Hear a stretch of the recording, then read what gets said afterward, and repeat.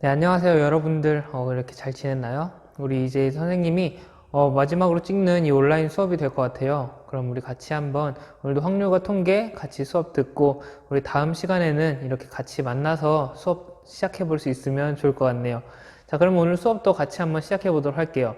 우리 저번 시간에 무엇을 배웠는지 여러분들 기억나요?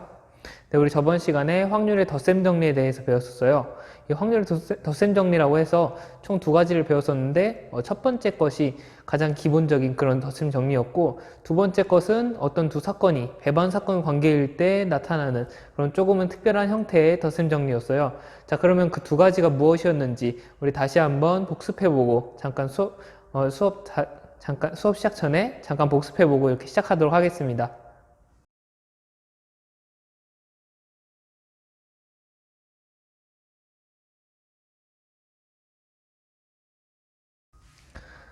네, 이렇게 확률의 덧셈 정리를 배웠었는데 오늘 배울 내용은 바로 이 확률의 덧셈 정리를 이용해서 무언가를 또 다른 특별한 확률을 구하는 것입니다. 자, 그럼 오늘 배울 내용은 무엇인지 같이 학습 목표 읽어보면서 오늘 배울 내용이 무엇인지 같이 한번 짚어보도록 할게요. 네, 오늘 학습 목표는 여사건의 확률의 뜻을 알고 이를 활용할 수 있다입니다. 네, 저번 시간에도 이야기했듯이, 그리고 오늘 이렇게 학습 목표에 나와 있듯이 오늘은 바로 여사건의 확률이란 것에 대해서 배워볼 거예요. 자, 여사건이 무엇인지 잘 기억나지 않는 친구들은 다시 한번 예전에 우리가 수학적 확률을 배울 때, 그 확률의 개념을 처음 배울 때, 그 시행과 사건 그 11강에서 처음 배웠던 그 여사건의 개념이 무엇이었는지 다시 한번 짚어보고 왔으면 좋겠네요. 자, 그럼 우리 같이 한번 시작하기 전에 오늘도 중학교 2학년 때 배웠던 내용을 다시 한번 갖고 와 보려고 해요. 중학교 2학년 때 우리 굉장히 많은 것을 배우고 왔었네요. 자, 지금 화면에 보이는 이 내용은 확률의 기본 성질이라고 우리가 중학교 2학년 때 배웠던 거예요. 자, 우리 얼마 전에 확률의 기본 성질 배울 때 이 화면 이렇게 봤었는데, 자, 그때는 우리가 그 위에 있는 박스, 그 세 가지를 우리가 봤었어요. 자, 그런데 오늘은 바로 그 밑에 있는 박스와 연관되어 있는 그런 내용을 배울 겁니다. 자, 지금 그 박스 보니까 확률의 기본 성질 두 번째라고 해서 사건 A가 일어날 확률을 P라고 하면 사건 A가 일어나지 않을 확률은 1-P이다. 1 빼기 P이다. 이런 식으로 써 있네요. 자, 이거 중학교 2학년 때 어떻게 배웠었는지, 어떻게 증명했었는지 우리 같이 한번 해보도록 할게요. 그렇게 어렵지 않게 간단하게 할 수 있으니까 여러분들도 잘 따라와 줬으면 좋겠어요. 자, 이걸 어떻게 해줬냐면, 자, 먼저 이런 거를 증명할 때는 우리 같이 확률의 그 개념부터 시작했었죠. 중학교 때는 경우의 수의 비율로 경우의 수를 이렇게 분수로 나타내서 확률을 구했어요. 자, 어떤 사건 A의 확률이라고 할 때, 사건 A의 확률 P를 뭐라고 해줬냐면, 자, 전체 경우의 수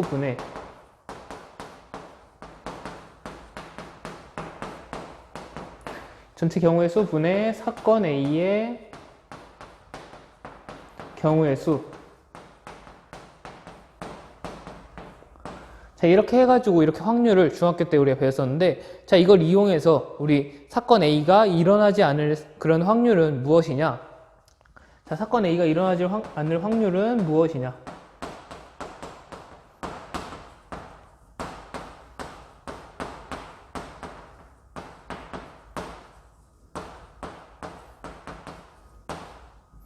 자, 얘를 우리 P를 썼으니까 뭐 이건 문자 Q라고 뭐 문자를 쓸 필요도 없겠네요. 그냥 이렇게 해놓고 이걸 어떻게 구하느냐? 이걸 어떻게 구하냐면, 일단 얘도 먼저 이거랑 똑같이 위에 것과 똑같이 전체 경우의 수 분해로 시작해요. 전체 경우의 수 분해. 자, 위에는 뭐가 돼야 될까요? 자, 여기서는 그냥 여기 앞에 있는 그것을 그대로 갖고 와서 사건 A가 일어나지 않을 그런 경우의 수, 얘가 이렇게 분자로 오면은 바로 이 확률이 구해지게 될 거예요. 자, 그럼 이 경우의 수는 어떻게 구했냐면 바로 우리가 이 전체 경우의 수는 그대로 있고,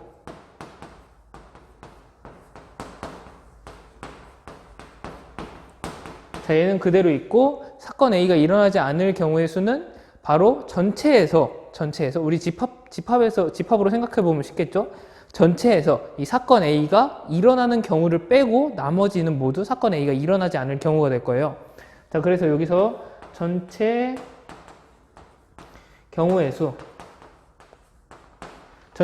수에서 사건 A가 일어날 경우의 수. 이렇게 전체 경우의 수에서 사건 A가 일어날 경우의 수를 빼준 게 바로 사건 A가 일어나지 않을 경우의 수로 볼 수 있어요. 자, 그래서 전체 경우의 수를 우리가 예전에 했던 대로 뭐 n, 얘를 n, 그리고 위에 사건 A가 일어날 경우의 수를 a라고 해볼게요. 자, n분의 a로 p가 n분의 a로 나타난다고 했을 때, 자, 이거를 이렇게 문자로 그대로 바꿔주면은 얘는 전체 경우의 수는 n이고, 자, 전체 경우의 수가 또 n, 그리고 확률 a가 일어날 경우의 수는 a니까 n분의 n 빼기 a가 될 거예요. 자, 얘를 이제 분수를 우리가 또 이렇게 쪼개줄 수 있겠죠? 자, 이렇게 쪼개주니까 얘는 n분의 n 빼기 n분의 a이다. 그래서 1 빼기 n분의 a가 된다. 자, 그런데 n분의 a는 뭐라고 했죠? n분의 a는 p라고 했으니까 얘는 결국에 1 빼기 p이구나. 그래서 사건 a가 일어나지 않을 확률은 1에서 이 사건 a가 일어날 확률, 사건 A의 확률을 빼준 것이구나 라고 이렇게 증명을 하고 중학교 때 배웠었어요. 자, 그럼 이것과 굉장히 유사한 내용을 오늘 배울 건데, 이게 어떻게 또 고등학교에서는 어떻게 보여지는지, 어떻게 또 이게 풀이 과정이 전개되는지 우리 같이 한번 살펴보도록 할게요. 자, 일단 여사건의 확률이라는 것을 배우기 전에 우리가 여사건이 무엇인지 다시 한번 짚어보고 가도록 할게요. 자, 여사건은 우리가 예전에 배웠던 대로 여사건은 어떤 사건 A가 있을 때 그 A에 대해서 A가 일어나지 않는 사건이다. 그래서 우리가 아까 했던 대로 A가 일어나지 않을 사건, 그게 바로 A의 여사건이다 라고 할 수 있어요.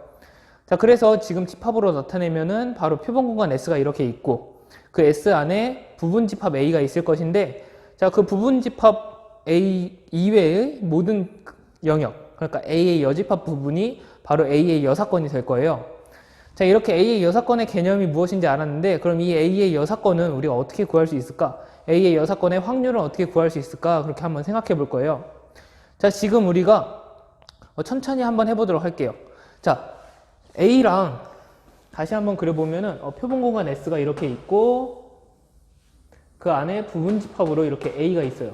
사건 A가 이렇게 있는데, 자, A의 여집합은 바로 이 부분이 A의 여집합,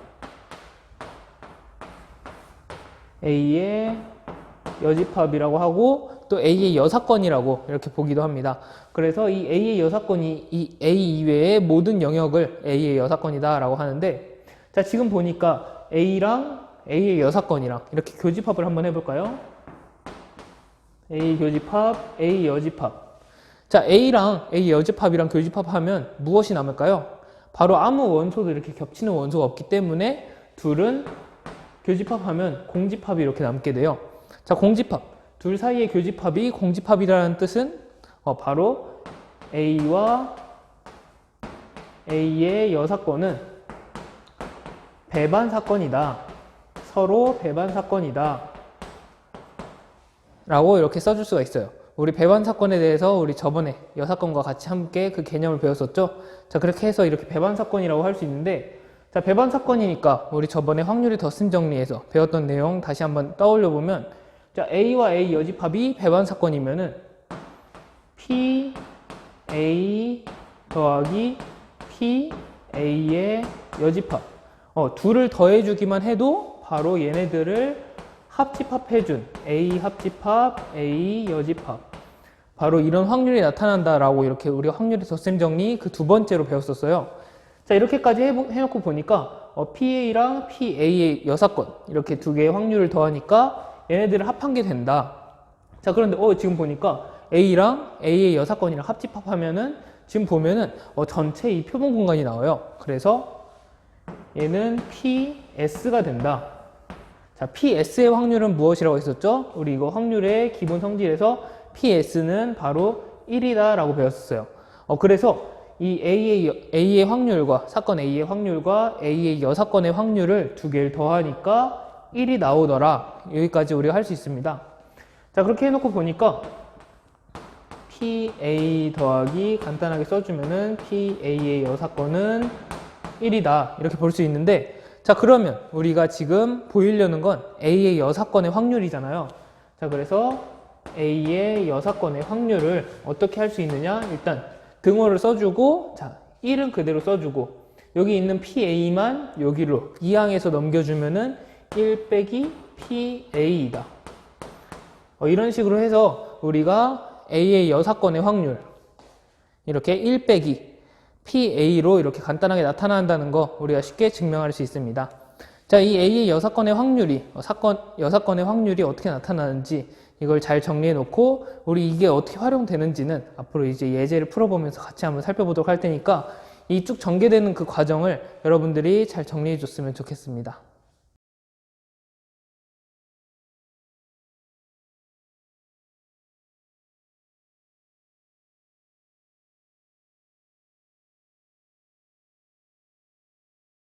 자, 우리 이렇게 여사건의 확률이 어떻게 구해지는지, 사건 A의 확률이 주어져 있을 때 여사건의 확률을 어떻게 구할 수 있는지 우리가 같이 한번 배워봤어요.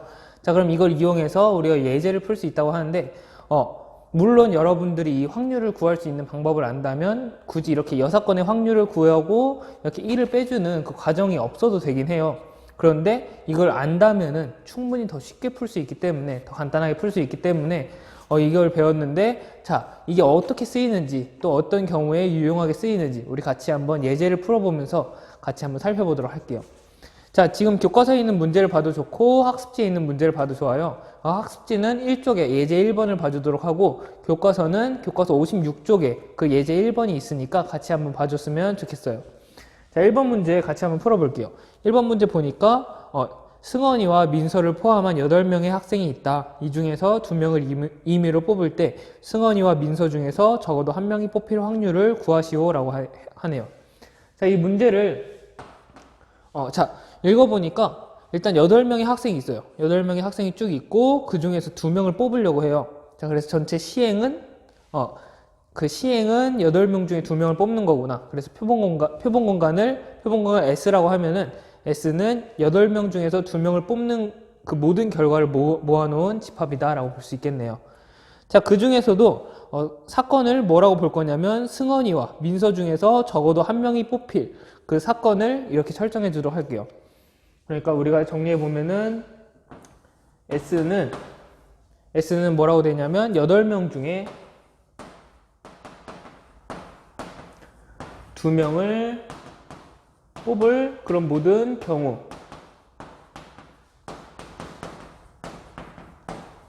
자, 이 모든 경우가 표본 공간 S가 될 거예요. 그리고 우리가 설정할 그 사건 A라고 이름 붙여줄게요. 사건 A는 이 중에서도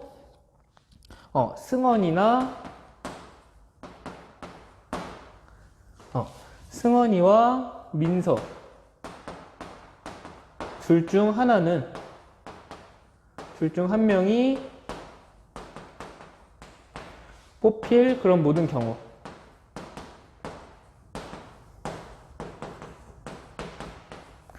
자, 이렇게 표본 공간과 사건이 무엇인지 우리가 정리해 봤어요. 자, 그러면 이 사건의 확률을 한번 구해봐야 되겠죠? 자, 그래서 PA는 무엇이다? NS분의 NA이다. 자, 그런데 NA를 구하려고 하니까 승원이랑 민서 둘 중에 한 명이 뽑힐 그런 경우의 수를 다 구해봐야 돼요. 그래서 뭐 승원이가 뽑힐 경우의 수를 구하고, 그리고 민서가 둘 중에 한 명의 뽑힐 경우의 수를 구한 다음에 또 이제 승원이랑 민서가 둘 다 뽑힌 경우는 뭐 중복으로 세줬으니까 그걸 빼주는 그런 과정을 이렇게 거쳐야 될 것 같네요. 그런데 우리 오늘 여사건의 확률에 대해서 배웠잖아요. 이 여사건의 확률을 이용해서 한번 풀어보도록 할게요. 자, PA는 NS분의 NA라고 했는데 우리가 지금 얘를 잠깐 생각해 두지 말고 A의 여사건이 무엇일까 생각을 해볼게요. A의 여사건은 무엇일까요? 승원이랑 민서 둘 중에 한 명이 뽑히지 않을 경우. 자, 그러니까 둘 중에 한 명이라도 뽑히면 안 되는 경우니까 얘는 바로 승원이랑 민서가 모두 뽑히지 않는 경우.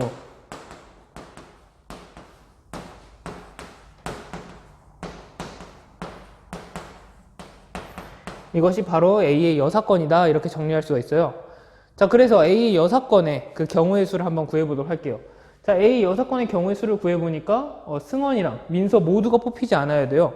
그러니까 이 8명이 이렇게 있을 때 하나, 둘, 셋, 넷, 다섯, 여섯, 일곱, 여덟.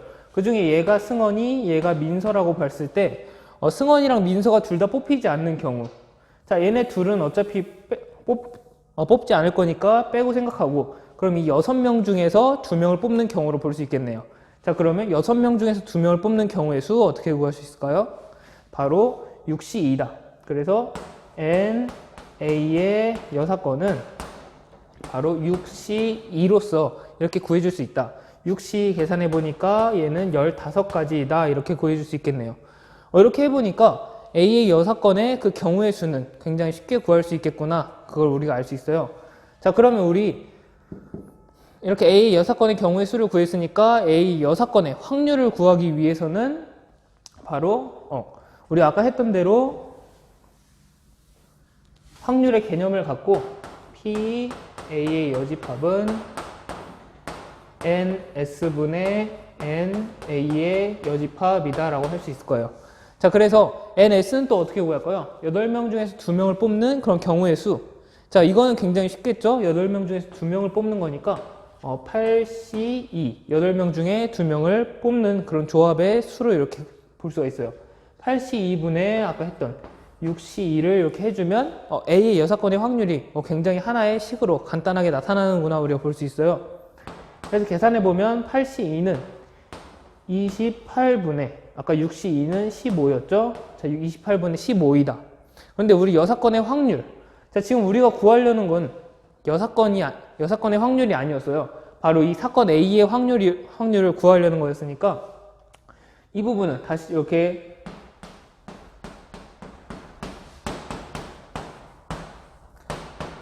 우리가 이걸 구했으니까 적어놓도록 하고 여기다가 다시 적어보도록 할게요.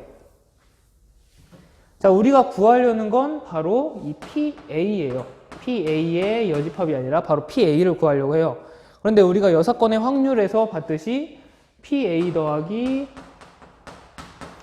PA의 여집합은 1이었어요. 자, 그럼 PA를 어떻게 구할 수 있을까요? PA는 마찬가지로 1 빼기 PA의 여집합 이런 식으로 구할 수가 있어요. 자, 이렇게 해놓고 보니까 우리가 PA 여집합도 구했고 1이라는 숫자도 나타나 있으니까 바로 계산만 해주면 되겠구나 라고 볼 수 있어요. 1 빼기 28분의 15다. 그래서 얘를 계산해 보니까 얘는 28분의 13이라는 그런 확률이 나타난다. 그래서 이 문제 상황에서 지금 승원이와 민서 중에서 적어도 한 명이 뽑힐 확률은 바로 28분의 13이다 라고 이렇게 적어주면 여러분들 이 예제 1번 정확하게 풀어졌다고 볼 수 있어요. 자, 이렇게 이 문제에서처럼 이 여사건이 굉장히 유용하게 쓰이는 경우가 몇 가지 있는데 가장 대표적인 경우로는 이 문제에서처럼 지금 여기도 적어도 한 명이라고 이렇게 적어도라는 단어를 썼는데 이런 적어도라는 말이 나타나면은 보통 여사건으로 풀어주면은 굉장히 쉽게 풀린다고 해요. 그리고 이 이외에도 어떤 뭐 이상이나 이하 이런 식으로 말이 들어가 있는 문제들이 있는데 자, 이런 횟수를 물어보는 문제에서 보통 우리가 어떻게 풀죠? 이 경우를 막 나눠서 푸는데 그 경우를 나눌 때 이 이외의 그 경우를 이 이외의 경우가 더 경우의 수가 적은 경우가 많다고 해요. 자, 이런 경우에는 바로 이렇게 우리가 했던 대로 여사건의 확률을 이용해서 푸는 것이 더 유용한 경우도 많으니까 여러분들이 이 문제를 풀어보고 다양하게 이렇게 적용해 보면서 어떤 경우에는 여사건을 이용하는 것이 좋겠다. 어떤 경우에는 그냥 바로 우리가 다이렉트로 확률을 구하는 것이 좋겠다. 이렇게 자신만의 테크닉을 이렇게 세워나가는 것이 여러분들한테 굉장히 중요하다고 할 수 있어요. 그러니까 다양한 문제를 풀어보면서 각각의 문제에 어떤 것이 더 좋겠다, 어떤 것이 더 적합하겠다 이런 기준을 여러분들 나름대로 세워갔으면 좋겠습니다.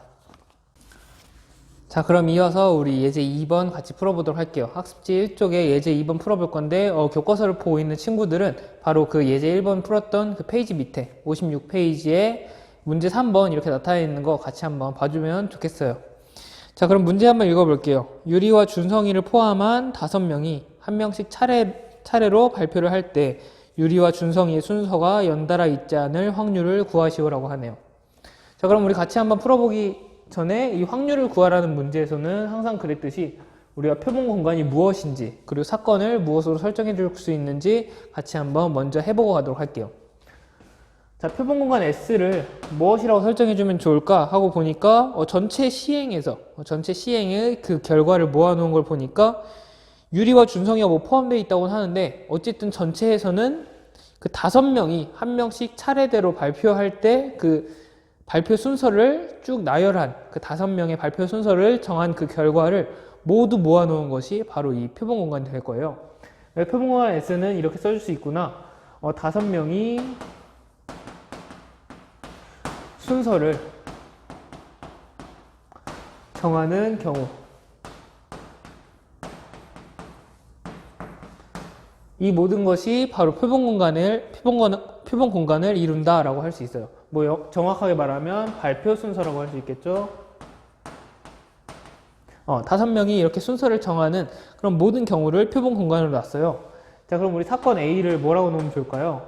자, 문제에서 물어보고 있는 것이 바로 이 유리와 준성이의 순서가 연달아 있지 않을 그런 확률이니까 바로 사건은 우리 이렇게 설정해 주도록 할게요.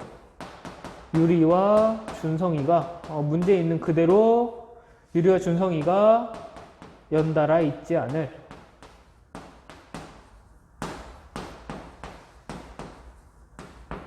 그런 모든 경우를 이 사건 A다 라고 이렇게 봐주도록 할게요. 사건 A를 이렇게 설정해주고 보니까 자, 지금 이제 확률 PA, 사건 A의 확률 PA를 구해야 되는데 그러려면은 이 A의 경우의 수가 필요해요. A의 경우의 수가 필요한데 자, 유리와 준성이가 연달아 있지 않을 그런 경우의 수 물론 여러분들이 구할 수가 있어요. 쉽게 여러분들이 또 각자만의 방법으로 이렇게 구할 수가 있겠는데 오늘 우리가 배운 여사건을 이용해서 같이 한번 먼저 풀어보도록 할게요. 여사건을 이용해서 풀어보니까 자, 지금 A의 여사건은 무엇이라고 할 수 있을까? A의 여사건은 바로 유리와 준성이가 연달아 있지 않을 경우가 아닌 경우니까 자, 그러면 연달아 있지 않을 경우가 아닌 경우 그러니까 유리와 준성이가 연달아 있는 경우이다.